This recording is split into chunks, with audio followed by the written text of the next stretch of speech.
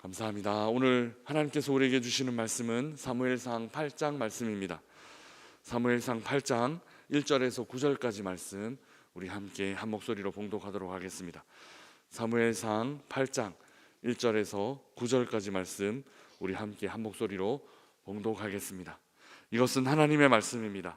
사무엘이 늙음에 그의 아들들을 이스라엘 사사로 삼으니 장자의 이름은 요엘이요 차자의 이름은 아비아라. 그들이 브엘세바에서 사사가 되니라. 그의 아들들이 자기 아버지의 행위를 따르지 아니하고 이익을 따라 뇌물을 받고 판결을 굳게 하니라. 이스라엘 모든 장로가 모여 라마에 있는 사무엘에게 나아가서 그에게 이르되 보소서, 당신은 늙고 당신의 아들들은 당신의 행위를 따르지 아니하니 모든 나라와 같이 우리에게 왕을 세워 우리를 다스리게 하소서 한지라. 우리에게 왕을 주어 우리를 다스리게 하라 했을 때에 사무엘이 그것을 기뻐하지 아니하여 여호와께 기도하매 여호와께서 사무엘에게 이르시되 백성이 내게 한 말을 다 들으라. 이는 그들이 너를 버림이 아니요 나를 버려 자기들의 왕이 되지 못하게 함이니라.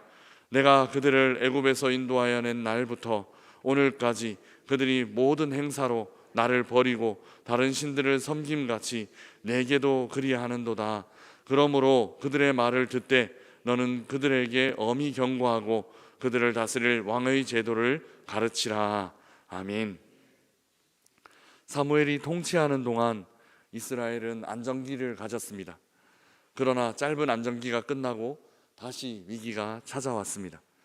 그 위기는 사무엘이 늙었기 때문이고 또 사무엘의 아들들이 신실하지 못했기 때문입니다.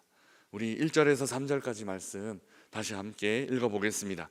사무엘이 늙음에 그의 아들들을 이스라엘 사사로 삼으니 장자의 이름은 요엘이요 차자의 이름은 아비아라. 그들이 브엘세바에서 사사가 되니라.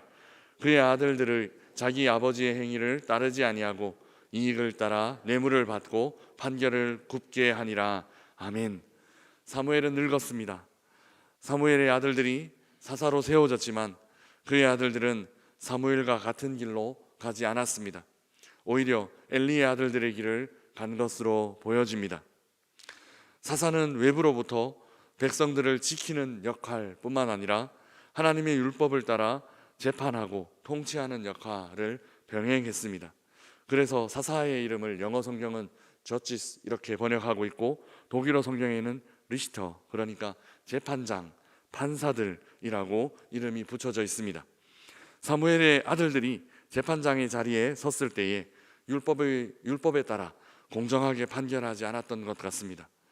오늘 본문 3절 말씀은 이익을 따라, 그러니까 뇌물을 받고 자기에게 좋게 해주는 사람들 좋게 판결하고 자기에게 거리가 먼 사람들 나쁘게 판결하는 그런 구분 판결을 했다라고 기록하고 있습니다. 항상 세대 교체의 시대에는 위기가 발생합니다. 우리 교회도 지난해 원로 목사님과 새로운 담임 목사 사이에 세대 교체가 진행되었습니다. 아직 완전히 마무리됐다 이렇게 평가하기는 이르지만 다행히 성도님들께서 흔들림 없이 자기 자리를 지켜주셨고 또 잡음 없이 또 굉장히 아름답게 세대 교체가 진행되어져 가고 또 마무리되어 가고 있습니다. 우리 교회는 이렇게 지도력 교체가 하나님의 은혜로 순조롭게 진행되었지만 사무엘 당시 이스라엘은 매우 큰 요동이 있었습니다. 이스라엘의 장로들이 사무엘을 찾아와 국가적 차원에서 새로운 제도와 새로운 시스템을 요구했습니다. 우리 4절 말씀, 5절 말씀 우리 함께 읽어보겠습니다. 4절에서 5절까지 함께 읽겠습니다.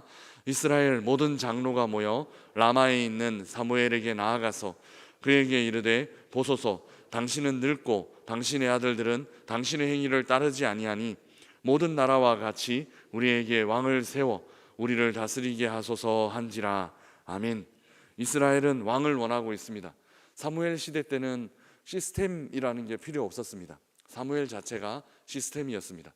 그러나 세대 교체가 있고 난 다음에 사람들은 간혹 그 사람의 인격, 그 사람의 인품을 대체할 시스템, 새로운 시스템을 원하기도 합니다.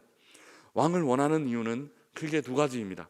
첫째는 사무엘의 아들들이 사사로 제대로 세워지지 못했기 때문이고, 둘째는 다른 주변국들이 왕정을 통해 강한 중앙 집권 국가를 이루었기 때문입니다. 겉으로 보면 꽤 타당한 이유로 보입니다. 사람들은 나이 많은 사무엘이 죽고 난 후 지도력에 공백이 생길 것을 우려하고 있었습니다. 이는 크게 잘못된 생각이다, 잘못된 판단이다 그렇게 말하기는 어렵습니다. 그러나 이 일이 사무엘뿐만 아니라 하나님께도 좋게 들리지 않았습니다. 6절에서 7절 말씀 우리 함께 읽어보겠습니다. 우리에게 왕을 주어 우리를 다스리게 하라 했을 때에 사무엘이 그것을 기뻐하지 아니하여 여호와께 기도하매 여호와께서 사무엘에게 이르시되 백성이 내게 한 말을 다 들으라. 이는 그들이 너를 버림이 아니요 나를 버려 자기들의 왕이 되지 못하게 함이니라. 아멘. 사무엘은 사적으로 얽혀 있는 부분이 있었습니다. 자기도 얽혀 있고 또 자기 아들도 얽혀 있는 부분이 있었습니다. 그래서 기분 나쁨을 노골적으로 표현하기는 쉽지 않았을 것입니다. 아들 문제가 자기 책임으로 또 여겨지기도 했을 것입니다. 그래서 사적인 감정에 휩쓸리지 않도록 하나님께 기도함으로 하나님의 뜻을 여쭙기로 결정하고 하나님 앞에 이 문제를 가지고 나갔습니다. 하나님은 사무엘 편을 드셨습니다. 그리고 너 사무엘을 버림이 아니다 말씀해 주셨고 나 하나님을 버림이다 라고 지금 상황을 한마디로 정리해 주셨습니다. 사무엘을 버린 게 아니라 하나님을 버린 것이다 이렇게 정리하신 것입니다. 때로 신앙생활을 하다 보면 하나님께서 이렇게 판단하실 수 있다는 것을 깊이 생각해야 합니다. 하나님은 왕을 세워달라라는 이스라엘 백성의 요청을 사무엘의 대체자를 원하는 것이 아니다라고 결론 지으십니다. 자기 자신, 즉 하나님의 대체자를 원하는 것이다라고 그렇게 판단하신 것입니다. 사람을 대적한 일이 하나님을 대적한 일이 될 수 있다라는 사실을 사람들을 대할 때 깊이 또 주의 깊게 간직해야 합니다. 이 마음을 우리가 깨달아야 합니다. 또 반대로 사람을 섬기는 일이 하나님을 섬기는 일도 될 수 있습니다. 복음서에서 우리 주님은 작은 사람 한 사람에게 한 일을 나에게 한 일이다 그렇게 말씀하시기도 하셨기 때문입니다. 그래서 어떤 경우에는 사람에게 한 일, 하나님께 한 일이 뚜렷하게 구분되지 않습니다. 하나님께 한 일이 사람에게 한 일이 될 수 있고 사람을 멸시한 일이 하나님을 멸시한 일이 될 수 있다라는 사실을 우리는 마음 깊이 새겨야 합니다. 그래서 우리 주변에 있는 이웃들에게 하나님께 대하듯 주께 대하듯 그렇게 대할 수 있는 마음이 있어야만 합니다. 그러면 왜 하나님은 왕이 사무엘의 대체자가 아니라 하나님 자신의 대체자라고 생각하신 것일까요? 이 질문에는 다른 질문 하나가 더 필요합니다. 그것은 이스라엘에 진짜 왕이 없었냐 하는 질문입니다. 지금 이스라엘에는 왕이 없었습니까? 그렇지 않습니다. 이스라엘에는 왕이 있었고 그 왕이 지금까지 항상 이스라엘을 다스리고 있었습니다. 그 왕은 누구인가 하면 바로 우리 하나님이십니다. 하나님은 이스라엘을 애굽으로부터 인도하셨고 가나안 땅을 차지하게 하셨습니다. 국가라고 하면 3요소가 있다고 합니다. 영토, 주권, 국민이 그것입니다. 국가가 이루어지기 위해서는 그것이 필요합니다. 이스라엘 민족은 애굽에서 종로를 타던 부족이었습니다. 애굽으로 들어갈 때만 해도 70명 정도의 작은 인구, 작은 부족이었습니다. 약 400년 후 60만 명이라는 사람 인구가 성장했지만 그들은 여전히 땅이 없었고 또 노예였으니까 주권도 없었습니다. 이 아무것도 없는 민족을 나라로 만드신 것이 하나님이십니다. 사람들이 늘어나게 하셨고 그러니까 국민이 되게 하셨고 노예에서 해방시켜 주셔서 주권을 갖게 하셨습니다. 그리고 마침내 땅을 주셔서 영토를 주셨고 그래서 나라로 설 수 있게 하셨습니다. 여기까지 누가 하셨냐 하면 이스라엘 민족이 기여한 바가 하나도 없습니다. 그저 처음부터 끝까지 하나님께서 다스리셨고 여기까지 하나님께서 성장시키셨고 누가 뭐라 해도 그래서 하나님이 왕으로 다스리시는 나라가 바로 이스라엘이었습니다. 그런데 이제 그 이스라엘이 하나님을 배신하려고 합니다. 사람 왕을 세워달라라고 요청한 것입니다. 이스라엘은 왜 왕을 요구하는 것일까요? 사실 이 요청의 이면에는 하나님의 징계를 어떻게 피할 수 있을까 하는 문제를 고민하고 또 고려하는 것 아닐까 생각해 볼 수 있습니다. 그러니까 당시에는 사사들이 다스리는 시대였습니다. 사사 시대에는 전형적인 주기, 전형적인 사이클이 있습니다. 사사가 죽으면 어떻게 되느냐 하면 이스라엘은 범죄합니다. 이 범죄한 이스라엘을 하나님은 이방 민족에게 넘기십니다. 블레셋이나 아모리나 주변에 있는 민족들의 통치를 받게 하셔서 이방 민족들에게 이스라엘을 넘기십니다. 이방 민족들에게 환난을 당하면 이스라엘은 그때서야 회개하고 하나님께 돌아옵니다. 그리고 하나님께 부르짖습니다. 하나님은 이 이스라엘의 부르짖음을 들으시고 다시 새로운 사사를 세우셔서 이스라엘을 구원하십니다. 그리고 이 사사가 다스리는 기간 동안에 얼마 정도 평안을 유지하다가 다시 이스라엘이 범죄하고 또 다시 하나님께서 치시고 하는 일들이 반복되어 왔습니다. 그러니까 이제 사무엘이 늙어서 사사 말년이 되었으니 이스라엘은 또 이 주기의 반복이 시작되지 않을까 하는 두려움에 사로잡히게 된 것입니다. 이 주기가 사사시대에 계속 반복되었고 이스라엘이 왕을 구한 것은 범죄로 당하는 하나님의 징계를 좀 피하고 싶지 않았을까, 피하고 싶은 마음에 이런 일들을 왕을 구하지 않았을까 추측해 볼 수 있습니다. 사사들이 세워졌다가 사라지기를 반복하는 것과는 달리 왕은 대대로 왕조가 다스리는 시대가 될 것이니 변수가 줄어들 것입니다. 누구를 세워야 하나, 저 사사를 인정할 수 있나, 뭐 이런 변수가 줄어들 것입니다.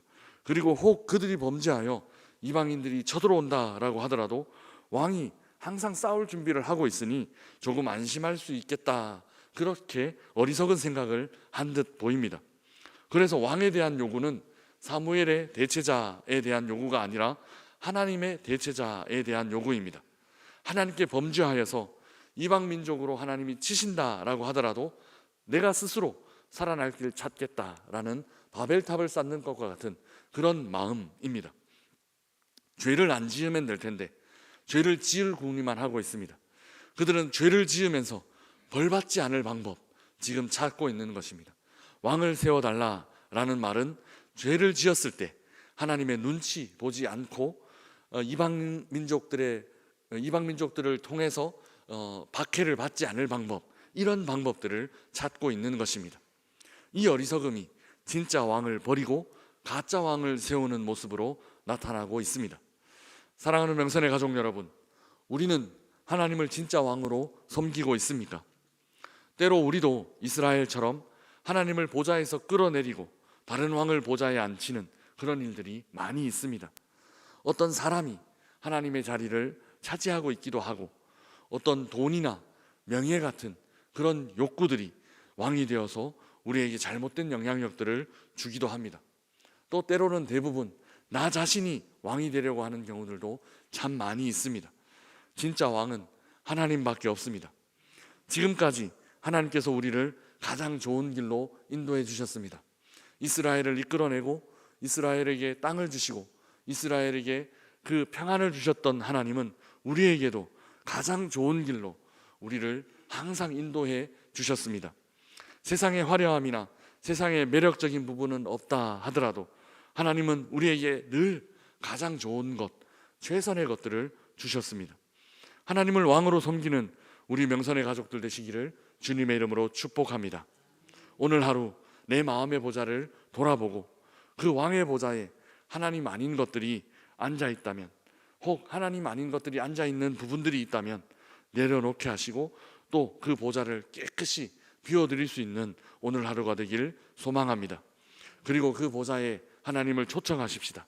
하나님께서 우리의 삶을 다스리시도록, 하나님께서 우리 가족들의 삶을 다스리시도록, 그리고 우리는 그 하나님의 말씀에 순종하며 살아갈 수 있도록 우리 삶의 보좌를 우리 하나님께 내어드립시다. 왕의 명령에 철저히 순종하며 왕이 원하시는 하나님 나라를 함께 이루어 가십시다. 하나님의 다스리심이 우리 온 명선의 가족들에게 가득하시기를 주님의 이름으로 축복합니다.